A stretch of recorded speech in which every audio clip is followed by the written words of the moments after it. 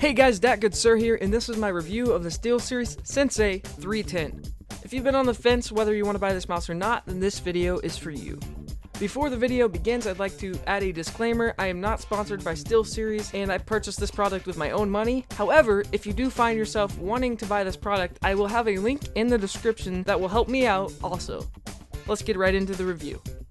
Here's a quick look around the mouse. Before I give you my thoughts on it, let me tell you where I come from. I've been using the Steelseries Rival and the Steelseries Rival 300 for 2 years, until recently I switched over to the Logitech G403 for 6 months, meaning this was my first ever ambidextrous mouse. As I'm used to playing with a normal right-handed mouse, this mouse did take a lot of getting used to, and at first, I was a little resistant, but that doesn't mean this mouse isn't for you. In fact, for some, this might be the exact mouse that you've been waiting for.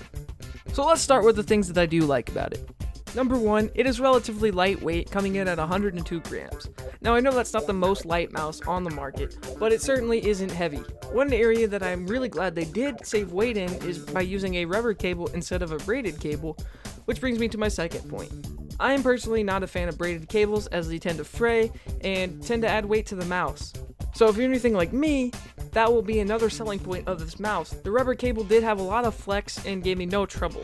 Right away when I put my hand on this mouse, I noticed the materials of this mouse were superb. The coating felt really nice and left very little fingerprints. One thing that I noticed, however, was whenever I used it for a long time and my hands started to get sweaty, the sweat did not stick to the mouse, but did stick to the rubber coating on the side, so that is something to note.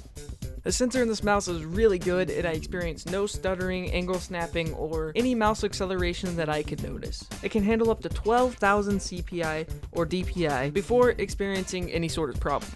In case you're wondering, this mouse uses the new TrueMove 3 custom optical sensor that was developed and released with the new Steelseries Rival 310 and the Steelseries Sensei 310. The software they use for this mouse, I think, is actually very clean, organized, it's very easy to use. You can get on there and change all the colors, set custom binds, make macros, do all the kind of things that you would expect a mouse like this to do. While on the subject, one thing that I really appreciate was being able to turn off the DPI button, which I personally do not use because I always keep the same DPI, to another button so you can use it in games for an extra bind. Being an ambidextrous mouse, in the software you can also turn off either the left or right hand side buttons, or you can have them all on to have extra binds in your games. However, in practice, it is not as practical to use your pinky to press buttons in game.